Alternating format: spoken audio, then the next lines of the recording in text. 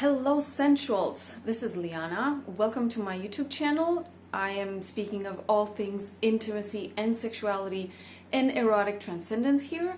You can check out my work on lianabuzea.com. I'll link it under the video also. And you can definitely check out my entire channel because there are a lot of topics that I've covered in the 5 years that I've been active on it. So today I'm talking about sexual practices. First of all, here's the structure. What are practices in general? Then when it comes to sexuality practices, the three approaches, meaning the general widespread practice that everybody does, though we don't call it like that, the royal path of the middle, to paraphrase Buddha, and this means small practices that we bring into our actual sexual lives or sexual encounters or sexual acts. And then third, that would be for the committed or sexual athletes out there, practices all through, so from beginning to end, meant to obviously ignite and use your sexuality. And these are not so widespread. However, I encourage you to listen to them all through because they might come in handy. And last but not least, I will also bring up a few stories from my women that have worked with me. The women, they're not mine, the women that have worked with me in doing sexual practices and what feedback they got at home. And yes, there's a caveat when it comes to these examples. When I get to that, I'll also share it. That being said, check out the timestamps underneath if you want to jump to any specific or particular subject. So first and foremost, what are practices in general? These are routines, more or less thorough, that are meant to help you get into doing or mastering a specific skill, no matter what it is. So in general, a practice is a routine that you do no matter what your field of interest or activity or your hobby is, and you do it on a recurring basis until you realize that you've not only mastered it, but you see the subsequent results that you wanted. When it comes to workouts, you're in a better shape, so you're more toned, or you've grown your muscle mass, or you've become more flexible or much stronger. Or when it comes to, let's say, driving, okay, you do a practice. You drive in a specific way, in a specific environment, with a specific car, in other meteorological specific conditions in order for you to master whatever it is that you want to master. Let's look at drawing. Practice would be you do on a recurring basis various techniques for drawing in order for you to master the skill, to be able to combine it with more complex techniques in order for you to deliver whatever it is that you need or want or wish to deliver. When it comes to sexuality, a practice, the way that I see it, is a more or less thorough routine that we all engage in order to get whatever results we want. Sexual release or detensing, enjoyment, pleasure, orgasm, a better connection, more self-esteem. Yes. That's when you start to dive into the world of intimacy coaching, because you actually do practices, but you don't just do them without a purpose. They are actually purposeful or purpose-filled, meaning that they get you to become more at ease, more confident, more attractive, more skillful, more reassured in a way that you not only know what you're doing, but you've got yourself, and no matter what situation comes along, you can manage it. Okay, you are resourceful enough to find a solution, basically. Not many people think of sexuality in terms of practice. I'll give you that. You've seen that this channel does not have that many subscribers so far because I don't go with the very common or mainstream approaches. Sexual practice is not something that the majority of people speak of or think of when they're actually engaging with their sexuality, whether on their own or with other people. Yes, you can do a practice solo or partnered. as in with any field. Okay, you can do practices on your own, guided by somebody, or actually having peers or colleagues. So yeah, I have this entire approach to sexuality. So last but not least, in my opinion, and this is just my opinion, you may agree or not, so long as we live, we are also sexual beings and we have a sexual impulse. Therefore, I feel that it is a sacrament, not sacrilege, a sacrament to honor this part of ourselves too, just like it is to honor our bodies, to nourish them well, to work them well, to honor our emotions and our emotional well-being, or our psychological well-being, meaning do relaxation, regrouping, recharging, inner contemplations, meditations, focusing, healing practices, and so on. So when it comes to sexuality, I believe that this approach can be maintained lifelong. Whoever sees it that way, you don't have to necessarily consider it like that. You're gonna still engage sexually until the day you die. And that's a good thing. That's a positive thing. That's why we're alive, and that's why it's worth living 100 and plus years. You know, like the old Chinese men and women who live over 100, and they don't just live, they thrive. That's what we can do as well.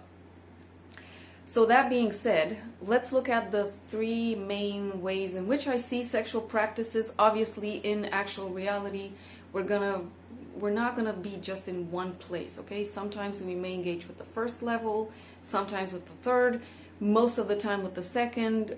At other times, we might not do anything, and that's also valid, okay? So there's no rule here. There's just a better or different understanding. So what is the common practice? Number one, self-pleasuring. It is a sexual practice, though not many people talk about it. They call it masturbation. However, you're still mastering yourself in a way, or you're still engaging, you're expressing what it is that you want to express, or that you have inside you, your instinct, your, you know, biologically embedded instinct into you. And you do that on a recurring basis. Whether you're a man or a woman, I don't care. You will self-pleasure at a certain point in your life, whether you like to admit it or not. Sadly, many people have still a negative association with self-pleasuring, meaning they consider it lame, embarrassing, for losers, for people who are single, and oh, poor them, they are single, they don't have anybody to engage with. Just so you know, you can take self-pleasuring and take it to the third level, where you actually engage in it, where you work on various objectives, and so you can take it to the master degree, I'll call it like that. And there's no shame into that. But it's a very narrow perspective. It's socially stigmatized out there for people who don't really understand the deeper levels of sexuality and the workings of our bodies. Another practice that we all do is fantasize. Yes. A lot of people think that they don't have sexual fantasies. This is also very common. But the idea is that even if for a split of a second you dreamt of something, or you thought of something, or you heard something and then it gave you an idea, that's still a fantasy. A micro or nano or pico fantasy, but it's still a fantasy. All right? And for those of us who spend hours and hours daydreaming or night dreaming or whatever, that's still a practice, okay? You're here, that is the pure erotic form of your sexuality, meaning what you dream, what you aspire, what you wish to be, what you create with your mind and in your imagination. If you want to know my coaching and also personal opinion, everybody who wrote an erotic novel, that was also a practice, okay? Those people had to consistently, day in, day out, write and get back to that manuscript until it actually had a finished, concrete, palpable, deliverable form. So that's still a practice. You don't do practices just because you have a problem. By the way, you do a practice because you have something in you that wants to be expressed. Every professional athlete out there, whether they play basketball, volleyball, tennis, swimming, polo, whatever, they will do daily practices. They don't have a problem. They do them because they want to reach a certain level of performance, because they enjoy it, because they are better human beings while they're doing that. So that is the healthy and purposeful or purpose-filled approach to practice. And you can get that also with sexuality. So common, okay? Fantasy. So self-pleasuring fantasy. And the third one that I would say here is simply talking.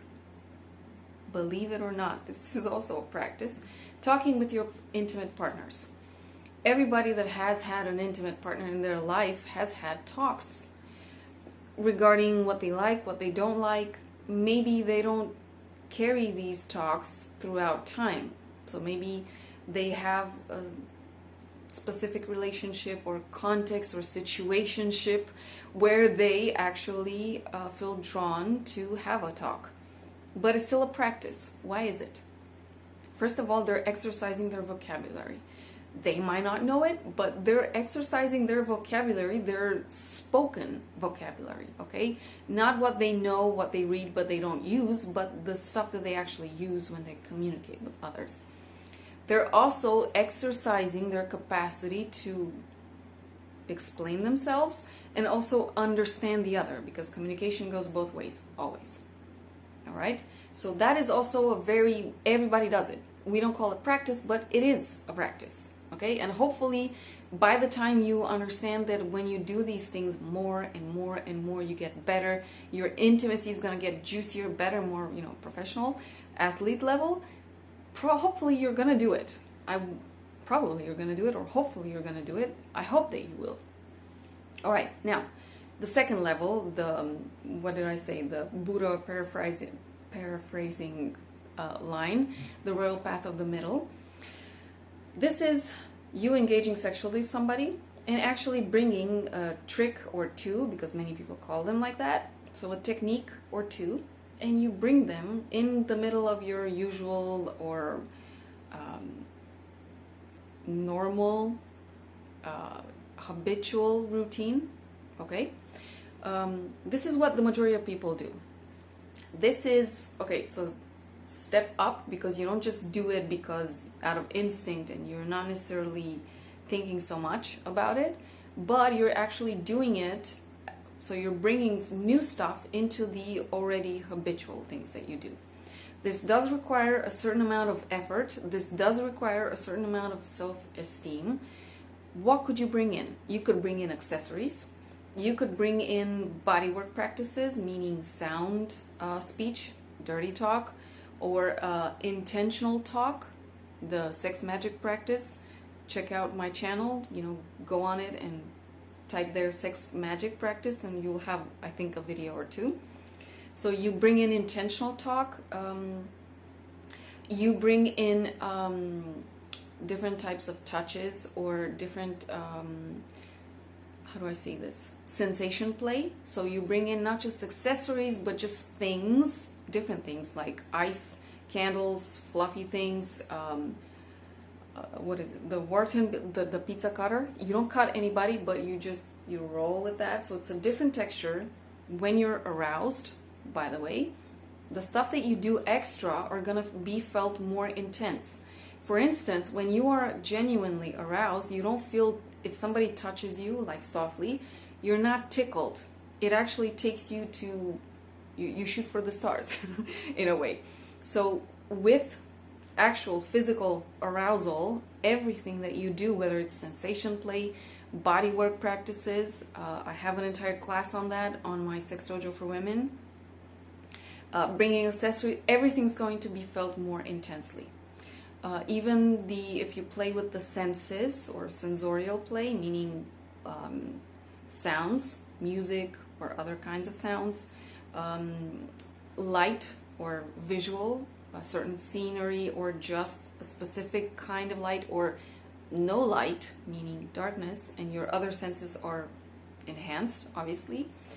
Touch, as I said, with sensation play, smell, obviously, and taste for those of you who want to play with aphrodisiacs, absolutely, you can definitely play with taste and enhance your intimacy. I think I have one on cacao or on maca.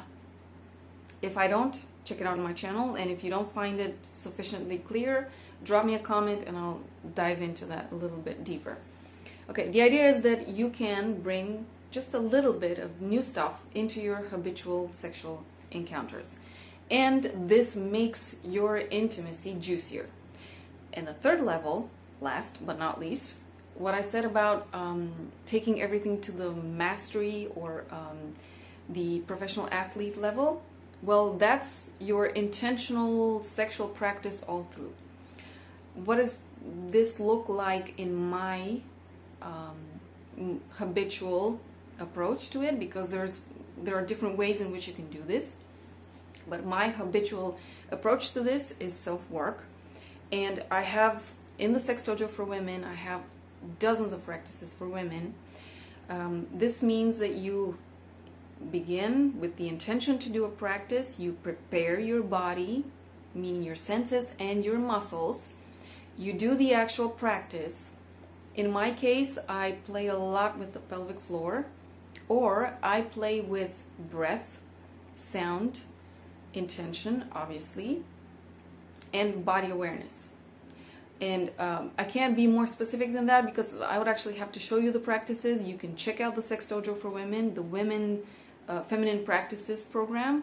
That's where I have it all, and it's described on my website thoroughly. I'll put a link underneath just so that you get an idea. But the best idea for this is to actually, I invite you to take once a class, a program, to dive into a practice and see for yourself what it means.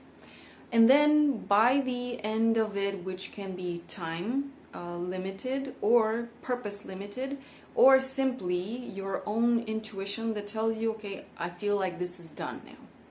That would be the best, the most intuitive way to go about this. When you feel that you're done, you're not actually done, you do a cool down, just like you do with workouts, with everything.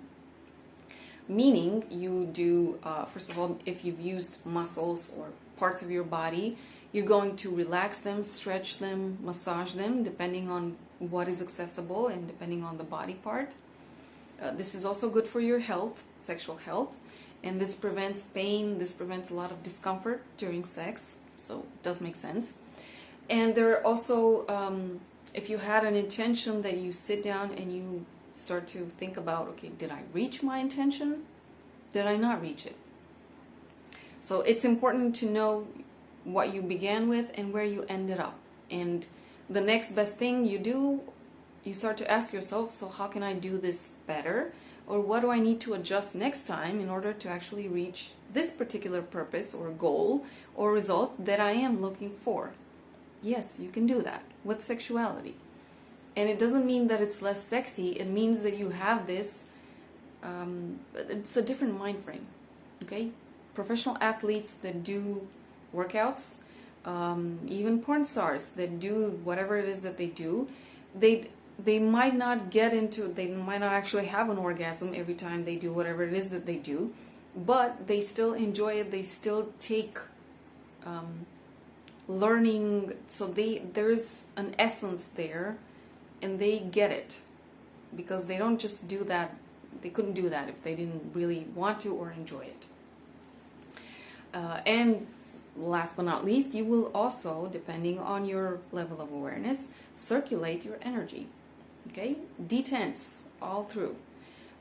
Energetically, breath-wise, emotionally-wise, mentally-wise, okay? It does make sense to get out of a practice and bring yourself back to balance, not just, okay, I'm done, that's it, I'm getting up and leaving. That is why it's expert level or professional athlete level. All right, in hopes that you're still with me, here are a few stories from the practices that I've done with women, either in individual coaching sessions or in group programs that I've had. Before I filmed my online programs, I used to do these live, and I had circles of women. At most, I would work with 6 women on a period of 8 weeks minimum, and some women would come back and back So they took more sessions or more programs in order to actually dive deeper into their experiences. So first of all, the number one thing that everybody saw and felt was actually the level of presence that they had with their body. There was no distraction like I just had now. There was just them enjoying their body. That is one. Secondly, what I also saw was their capacity to hold pleasure, or to feel more pleasure, yes, through actual penetration. This was not something that was accessible to many women. And third, one other benefit, increased self-esteem. When they dove into those practices, it actually became easier for them to hold their erotic energy, to hold their sexual selves as they were navigating into the world. And this doesn't mean that they were flirting with everybody or making innuendos to everybody. No, it just meant that they were aware that they were oozing sexuality, but they held it. They didn't feel the need to hide it. They didn't feel the need to push it out. They just enjoyed it. They lived it as they were going about their lives. And that's extremely important. So that being said, this was my perspective on sexual practice. I encourage you to check out the programs that I have online. Those are the next best thing that I can deliver to just working with you in practice. And otherwise, I will see you in the next video. We're going to talk about emotional availability in our society. This is also something that I said that I would be filming, so it's coming up next. Ciao!